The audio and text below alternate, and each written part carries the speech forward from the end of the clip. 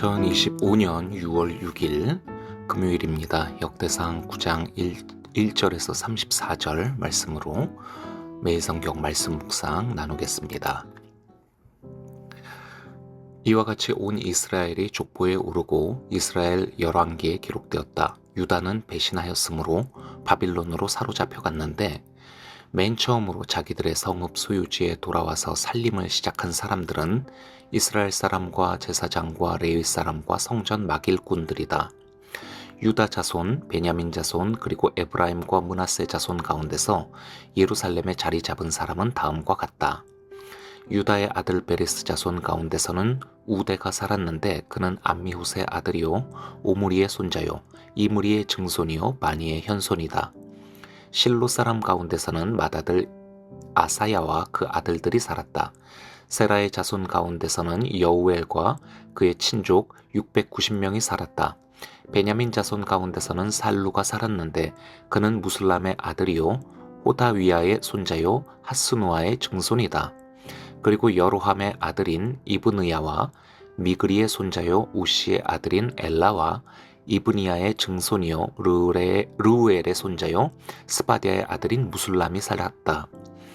이와 같이 족보에 오른 그들의 친족은 모두 956명이며 이들은 모두 각 가문의 족장이다.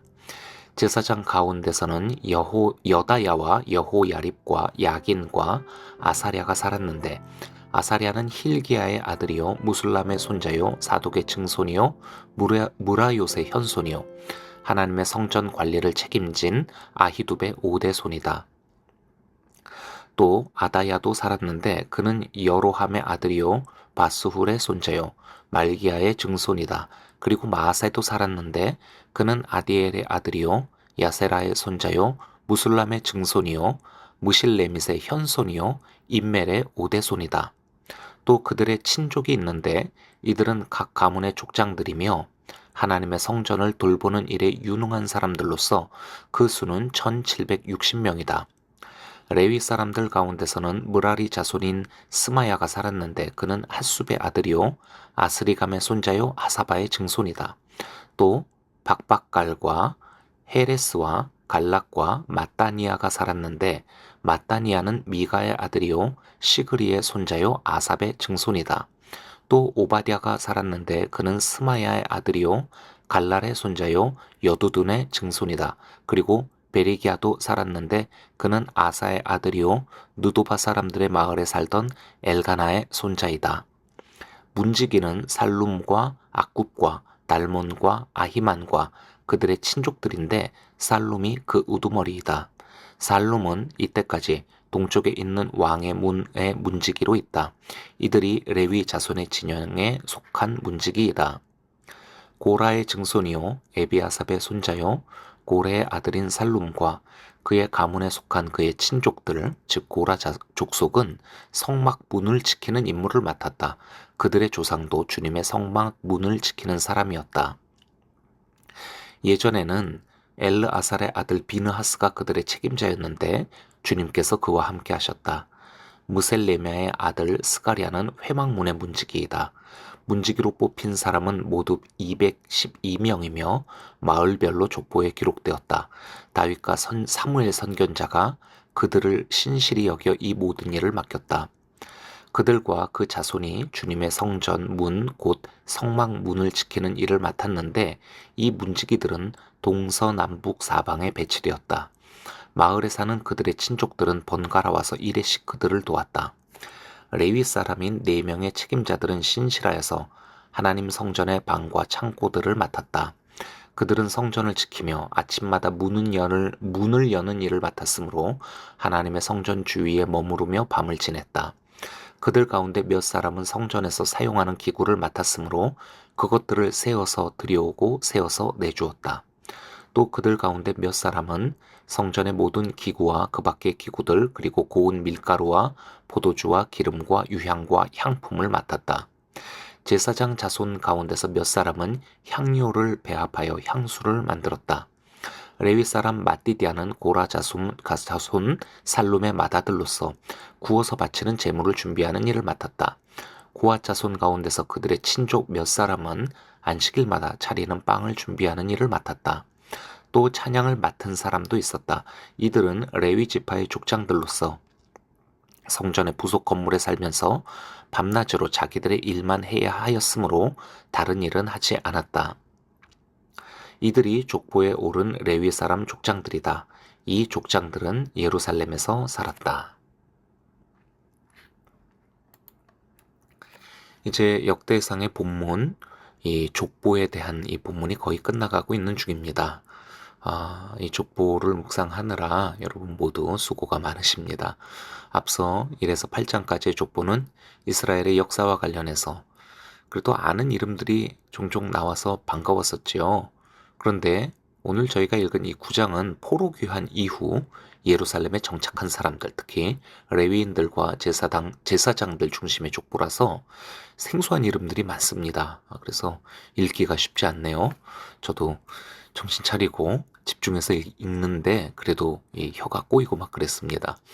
하지만 역대기가 포로 귀환 이후에 쓰여진 성경이기 때문에 아마도 오늘 이 9장의 족보는 그 기록했던 당시의 가장 최근의 역사라고 할 수 있겠고, 역대기의 그 최초 독자들한테는 그들이 알고 기억하는 인물들의 이름들이 많이 나와서 역대기 전체 본문 중에서 가장 흥미롭게 읽었을 본문이었을 것 같습니다. 자, 역대기의 기자는 오늘의 이 족보를 통해서 무슨 이야기를 하고 싶었을까요? 독자들이 이 글을 읽으면서 어떤 것을 마음에 새기고 결단하기를 바랬을지 한번 생각해 보도록 하겠습니다. 오늘 본문은 바벨론 포로에서 돌아와 예루살렘에 정착한 사람들에 대한 족보입니다. 3에서 9절에는 일반 백성들의 족보가 나오고 10에서 13절에는 제사장들, 또 14에서 16절에는 레위인들, 그리고 17에서 34절에는 문지기들을 비롯한 여러 다양한 역할들을 맡았던 이들에 대한 족보입니다. 2절을 보면은 가장 먼저 돌아온 사람들이 제사장들과 레위인들과 또 느디님 사람들이라고 하고 있죠. 여기서 좀 생소한 단어가 나옵니다. 느디님이라는 단어인데요. 이방인 노역자들의 후손 출신들로 성전과 관련한 여러 다양한 일들을 섬기는 그런 막일꾼들을 일컫는 말입니다. 그리고 3절에서는 예루살렘에 정착한 유다와 베냐민, 에브라임과 므낫세 자손을 언급하고 있는데요. 근데 또 보게 되면은 실제로 기록한 족보는 유다와 베냐민 사람들 뿐입니다.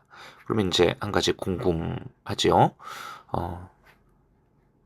에브라임과 므낫세는 북왕국 이스라엘에 속한 지파였지 않습니까? 그런데 어떻게 포로 귀환한 유다 백성들 명단에 이 이름이 지금 나오고 있는 것일까? 그리고 이 3에서 9절을 보게 되면은 유다와 베냐민 사람들 이름만 나오고 정작 에브라임과 므낫세 자손의 그 족보, 그 이름들은 안 나오고 있거든요. 이건 또 말해놓고 또 이렇게 안 쓰고 있는 거는 이건 또 무슨 이유일까요? 추측해보건데 북왕국 이스라엘은 아시리아에 멸망했었죠. 그리고 이 아시리아를 바벨론이 정복했고 또 그 바벨론을 다시 또 페르시아가 정복하고 이렇게 이어집니다. 그런데 바벨론이 이 아시리아를 정복한 것뿐만 아니라 여러 다른 나라들도 정복했지 않겠습니까? 그러면서 그 정복한 나라들의 백성들을 포로로 끌어갔고 이때 같이 이 이스라엘 백성들도 이 바벨론에 이제 끌려갔을 것이고요. 그러면서 거기에서 유다 포로들과 만나게 되었던 것 아니었을까. 그러면서 나중에 페르시아의 그 고레스 왕의 포로 귀환 명령이 떨어졌을 때 그 가운데서 이렇게 같이 섞여서 돌아온 이들도 있었던 것 같습니다. 하지만 그 수가 너무 적어서 그랬는지 아니면은 족보에 올릴 만큼의 그런 의미 있는 이름이 없어서 그랬는지 아무튼 어떤 이유로 역대기에 이들의 명단이 실리지 못하게 된 것 같습니다. 그러나 역대기 기록자는 이 이야기는 하고 싶었었던 것 같아요. 사람이 많건 적건 그리고 자신들의 조상이 누군지 제대로 기억 못할 정도로 역사와 전통을 잃어버렸던 그런 북왕국의 사람들이건 그러나 포로에서 귀환하여 새롭게 시작하는 하나님의 나라에서 이 이스라엘의 원래의 이 온 지파 백성들이 이렇게 수와 상관없이 동참하고 하나 되었었다라고 하는 거를 그것을 말하고 싶었던 것 같습니다. 10절부터는 제사장들과 레위인들과 또 문지기와 각종 기구와 떡, 향, 아, 이런 기름, 이런 여러 가지 일들로 성전을 섬겼던 사람들에 대한 족보와 그들의 임무에 대한 그런 기록들이 나오고 있습니다. 여기서 우리가 생각해 볼 것은 이 사람들은 앞서 2절 때 얘기했었던 것처럼 포로 귀환 때 지금 가장 먼저 온 사람들이라고 그렇게 하고 있습니다. 아, 그들은 왜 가장 먼저 포로 귀환 명령과 함께 그 수많은 여러 사람들보다 가장 먼저 이렇게 예루살렘으로 돌아오려고 했었던 것일까요?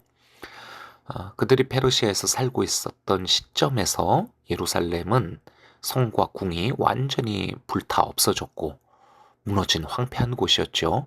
성전은 흔적조차 남아있지 않았고 심지어 성전의 상징이라고 할 수 있는 언약궤마저 실종된 상태였습니다. 그러니까 그들이 이렇게 서둘러서 예루살렘에 와봤자 당장 그들이 할 수 있는 일도 없고 어떻게 생각해 보면은 먹고 살 일마저 이렇게 막막한 이런 곳이었는데 그들은 무슨 생각으로 이렇게 포로 귀환의 선봉장으로 자처하면서 왔었던 것일까요? 그리고 또 한 가지 생각해 볼 것은 지금 유다가 멸망한 지 굉장히 오래됐거든요. 70년도 넘었습니다. 현재 시점에서 이들 제사장들, 레위인들, 또 느디님들, 이들 가운데 실제로 성전을 기억하고 성전 일을 섬겼던 사람들은 극히 소수의 아주 누인들이고 대부분의 사람들은 실제로 성전을 구경도 못 해본, 섬겨본 적이 아예 전혀 없는 그런 사람들입니다.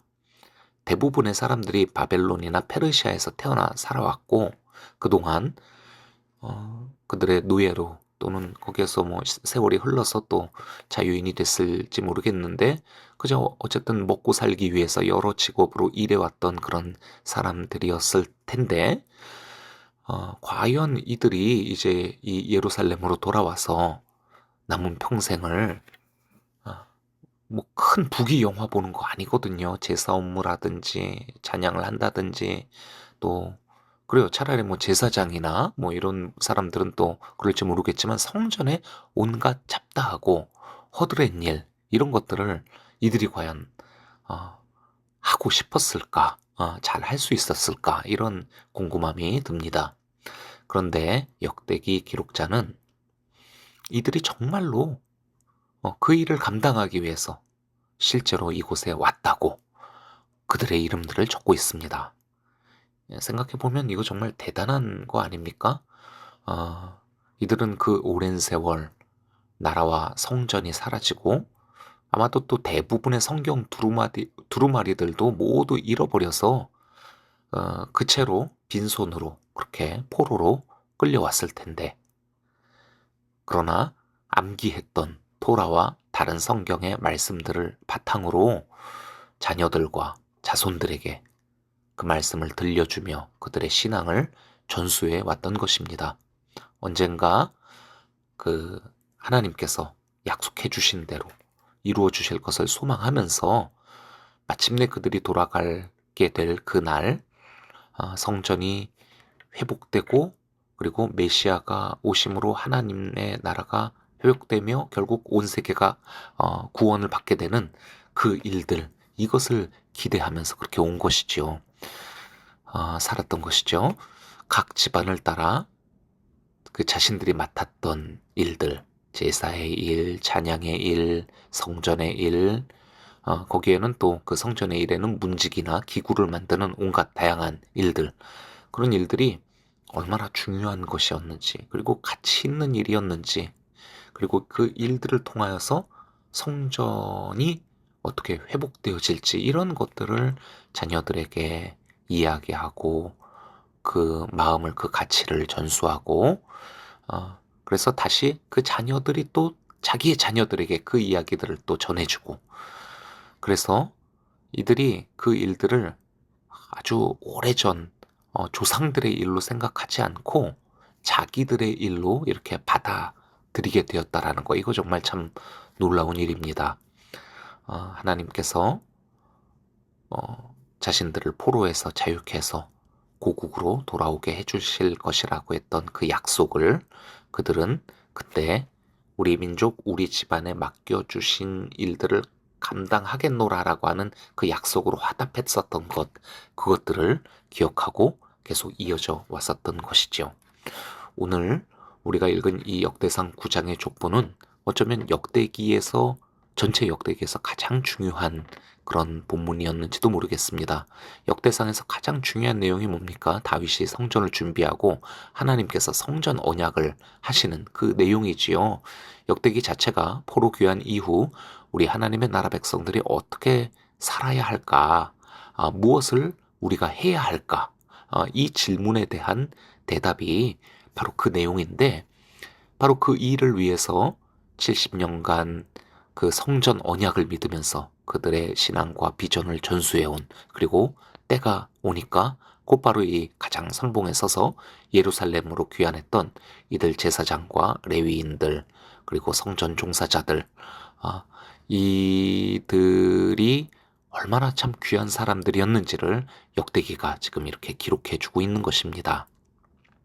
그리고 이 족보의 기록을 통해서 역대기는 우리 그 당시의 독자들뿐만 아니라 우리 지금 읽고 있는 이 독자들에게도 두 가지를 도전하는 것 같습니다. 하나는 익숙하고 안락한 본토 친척 아비집을 떠나 가라 하시는 곳으로 떠났던 우리 믿음의 조상들의 그 이야기가 있잖아요.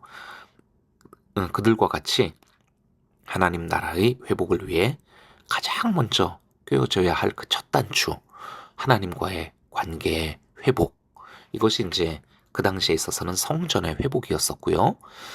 이것을 위해서 나아갔었던 이들, 제사장들, 레위인들, 또 르디님 사람들, 이 사람들을 우리가 좀 주목해서 바라보기를 정말 간절히 바라고 있는 것입니다. 그들은 포로로 끌려가면서, 그리고 포로로 살아가는 동안 하나님과의 약속을 놓지 않고 그렇게 살아왔었지요. 그래서 이제 두 번째 도전하는 것인데, 이들이 신앙을 다음 세대들에게 온전히 전수했다라는 것입니다. 그 신앙은 세 가지로 구성되어 있는데, 하나님에 대한 믿음과, 그리고 자신들의 정체성, 그리고 그들이 자신들이 감당해야 할 사명, 바로 이 세 가지이죠.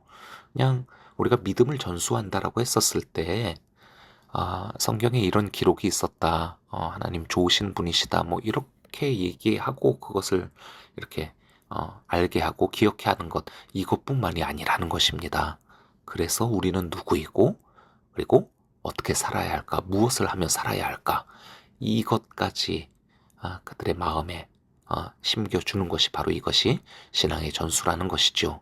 우리는 누가 누군지 기억도 못할 이름들의 나열들과 같았었던 그런 오늘 본문이었지만, 역대기의 기록자가 이 이름들을 이렇게 하나하나 정말 위로와 사랑의 마음을 담아서 이렇게 적어나간 이 이름들, 여러분 다시 한번 우리도 이들에게 감사하는 마음, 또 축복하는 마음으로 이 이름들이 기록된 이 족보 다시 한번 오늘 하루 읽어보시는 거 어떨지 모르겠습니다.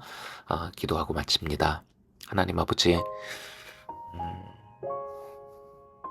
포로로 끌려가 망한 나라, 그리고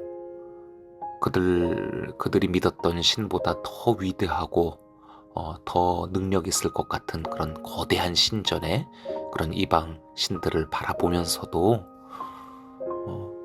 하나님에 대한 믿음, 그리고 우리 자신이 누구이며 마침내 하나님의 그 약속의 날이 오게 될 때 우리가 어떻게 살아야 할지에 대한 그 답을 붙들고 세대와 세대를 이어서 이 신앙을 전수해가며 마침내 하나님의 역사의 때가 이르게 되었을 때 상황을 보지 않고 그 하나님과의 약속을 지키기 위하여 예루살렘으로 달려갔었던 그 사람들의 그 이름들을 오늘 저희가 읽었습니다.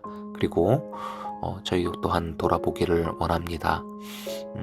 하나님 앞에서 우리는 이 온전한 그 신앙을 갖고 있는지, 그리고 그 신앙을 우리의 자녀들에게 전하고 있는지, 하나님 오늘의 이 이름들을 저희가 기억하며 또 그들이 살았던, 그리고 그들이 붙잡았던 그 믿음을 또 오늘 저희 마음에 주님께서 허락하여 주시기를, 새겨주시기를 간절히 바라는 마음으로 다시 한번 지난 한 주간 저희가 읽었었던 이 역대기의 족보들을 생각하고 기억하며 오늘 하루를 사는 저희가 되게 하여 주시옵소서. 예수 그리스도의 이름으로 기도합니다. 아멘.